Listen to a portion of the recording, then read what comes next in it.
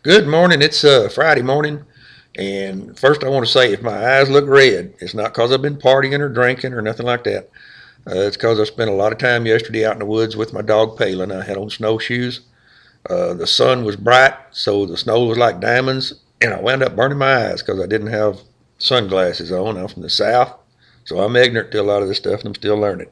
All right, now I've got a couple of guys that have been going to this channel, and they've been questioning me about the videos that I've done about Great Lakes Air, and they've asked me about something called a frontline program called Flying Cheap, and what I thought about it. I hadn't seen it. You need to see it. This is really important. Go to pbs.org and look up Frontline Flying Cheap. You won't believe what you're going to see. It's pretty long. It's 55 minutes long. I watched it all. Watch the first 10 minutes anyway, and that'll give you a good taste of what's coming. Bottom line is, these small airlines, not just Great Lakes Air, but all of them, the regional airlines, they are paid. What I got out of it is that they're paid by the flight. For instance, this one called Colgan, which is a big part of this program, has contracted with Continental. So when you buy a ticket from Continental, you pay Continental. You think you're flying Continental, but you might not be. You might be flying Colgan. Continental isn't responsible for one iota of Colgan. And if they crash, like they did, they not only have to leave all the responsibility, take on all the responsibility, but they also have to totally absolve Continental of any of it. So even though you're buying a Continental ticket, you're not getting a Continental flight. That's true of all these regional airlines. When you buy the big ticket from American or whatever, make sure that you're flying their airline, not one of their regional carriers, because they don't have the same safety standards. They don't have to live up to all of that. From what I understand, toward the end there, they're changing all that, but they've said it before and it hadn't happened. Here's a couple of examples. A first officer that was, well, he's a captain now. He was a captain for 4 years for Colgan. Come to find out, when they start out, these pilots make $21 an hour. Kind of surprising, huh? And to top that off, they're only paid when they're on that plane. Anytime that they step out that door and close it, their time stops. Whether they're going in the airport to wait for the next flight, whatever, their time stops. They can have 16-hour days. By law, they're only allowed to fly 10. But sometime, according to this program, that gets altered. They will show that they have flown less so they can go ahead and fly a little more. Pilots don't, but somebody else does. He went from first officer to captain in 9 months. And he said, that's unbelievable. You can't do it that fast. He had a little over 500 hours, total hours of flight time when he became a captain for that airline. Most of them make about $21,000 a year.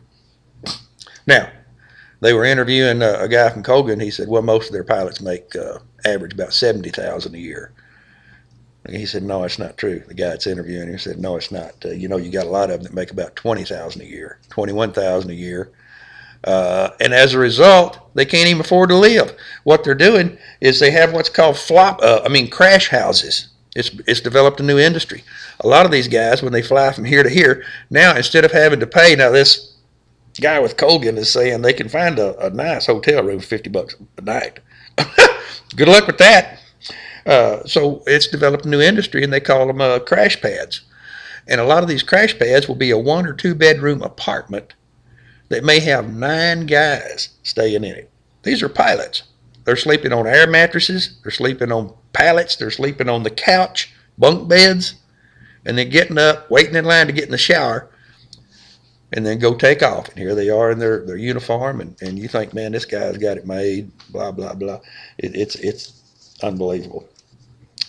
The pilot said that they asked him about safety, and he said, well, the word safety gets used a lot, but the bottom line is profit. Now, these airlines, these regional airlines, they aren't paid by the passenger. I didn't realize that. See, you're paying Continental. They're getting the money. Now, the Continental pays these airlines, these small airlines, to make the flight. They get paid from when they take off. If they land where they were supposed to, then the pilot gets paid for that time. But if they have to divert or they have to cancel or something, then he don't get paid. So you can't blame these pilots and the people that are working there. It's all management. In order to make money, to raise that profit, it's not a matter of how many people that are flying their airlines. That's why they don't care about the people, the customers. They only want to make the flights as cheaply as possible, so they don't have enough pilots, they don't have enough personnel, they don't have enough safety people. The fewer people they have and the newer people they have instead of experienced people, they can do it cheaply.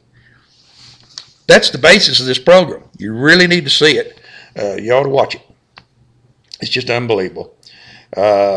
And then it goes on into, when you get to 34 minutes into that program, it'll go into value jet. Remember, they crashed into the Everglades? You won't believe what they have to say about that.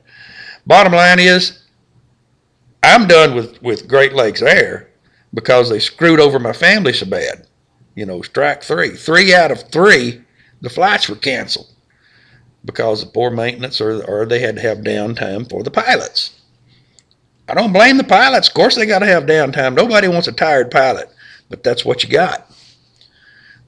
This pilot said a lot of times they'll make 10 landings and takeoffs a day in bad weather. Don't tell me that ain't rough. Fly the majors. Stay away from the regional if you can. I am from now on. Thank these guys for directing me to this program. It's a great program. You need to watch it. Simple commentary. Have a good day.